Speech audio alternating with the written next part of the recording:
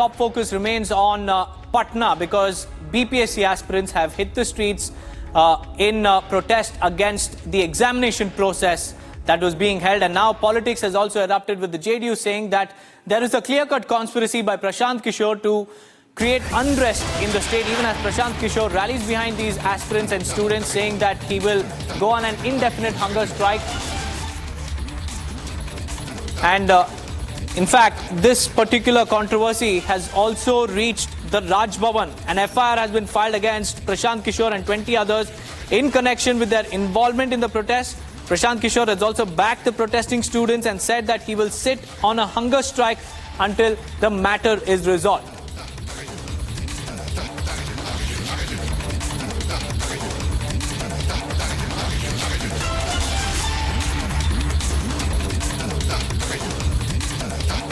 The Janata Dal United, amidst all of these protests going on in Patna, has alleged a conspiracy by Prashant Kishore, the Jan Swaraj chief.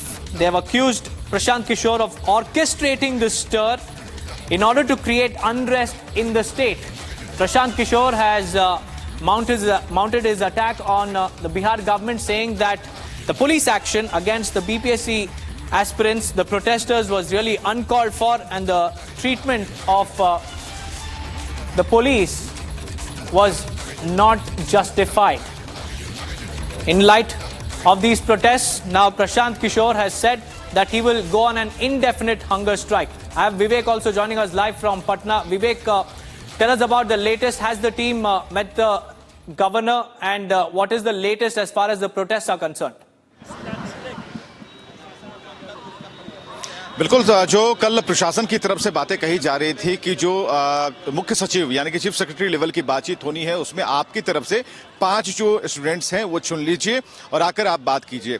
और जब लाठीचार्ज हो रही थी तब भी उससे पहले ये अनाउंसमेंट की गई थी कि आपकी तरफ से अभी तक वो नाम नहीं दिए गए हैं। लेकिन आज क्या होता है, अभी कुछ देर पहले आपने प्रशांत किशोर को सुना, कुल 5 मांगे उन्होंने सामने रख दी हैं। खासकर ये मांग उनके लिए भी है जो अब इस दुनिया में नहीं है, जो छात्र, और उनके लिए उन्होंने मुआवजे की बात कही है। उन्होंने ये कहा है कि ऐसा गंभीर मसला है कि इसको लेकर मानवाधिकार आयोग तक जाएंगे। उन्होंने ये कहा कि जिन छात्रों के ऊपर जो एलिगेशंस लगाए गए हैं, जो निर्दोष हैं, उनके ऊपर से वो धाराएं हटाई जाएं।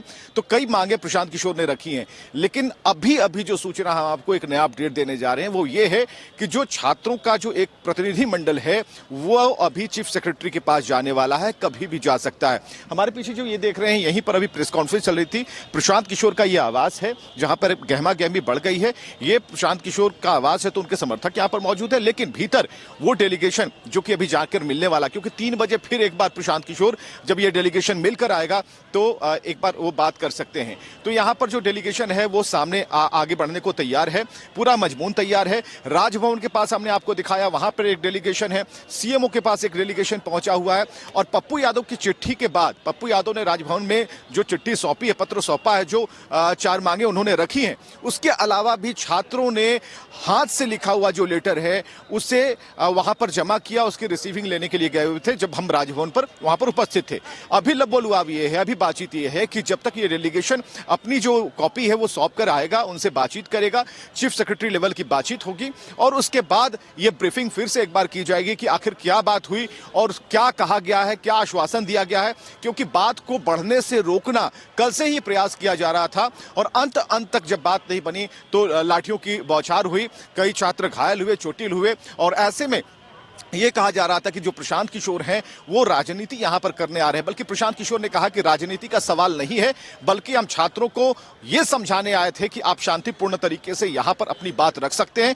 लेकिन छात्र काफी उतावले थे, वो कह रहे थे कि यहां पर चीफ सेक्रेटरी को लाया जाए, यह संभव नहीं था। प्रशांत किशोर ने कई बार समझाया, फिर भी प्रशांत किशोर ने कहा कि ठीक है, आप अगर बात नहीं मान रहे हैं, फिर भी प्रशासन की तरफ से ये चीजें सामने आ रही हैं जिसमें कहा जा रहा है कि आप यहां पर जो चीफ सेक्रेटरी हैं उन तक अपनी बात पहुंचाए। और आज वही हुआ, लाठियां चली, उसके बाद भी वही काम हो रहा है कि चीफ सेक्रेटरी के पास ये डेलीगेशन जा रहा है और उन तक अपनी बात रखी जाएगी और ये बताया जाएगा कि जो अभी जो डेलीगेशन है जो कहना चाह रहा है, जो छात्र बराबर कह रहे हैं कि हमारी सुनने वाला कोई नहीं है, कोई सुनने को तैयार नहीं है। आयोग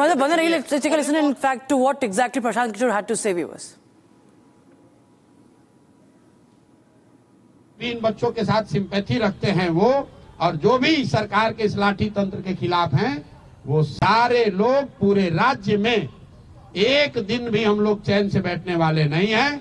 और 2 जनवरी से अगर ये मामला नहीं निपटा तो मैं स्वयं प्रशांत किशोर मैं इनडिफिनिट यहाँ पर धरने पर खुद बैठूंगा इन बच्चों के समर्थन में, इन 5 मांगों के समर्थन में। कहीं एक कदम भी पीछे हटने का सवाल नहीं है।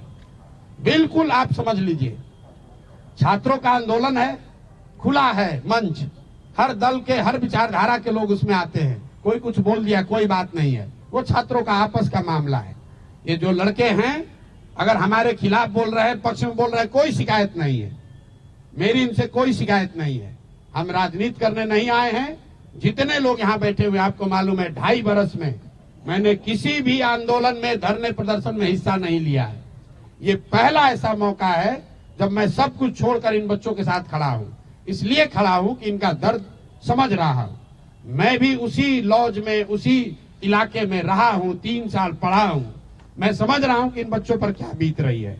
और किसी भी हालत में इनको लाठी के दम पर डराया धमकाया नहीं जा सकता है। प्रशांत किशोर खड़े थे, खड़े हैं और खड़े रहेंगे।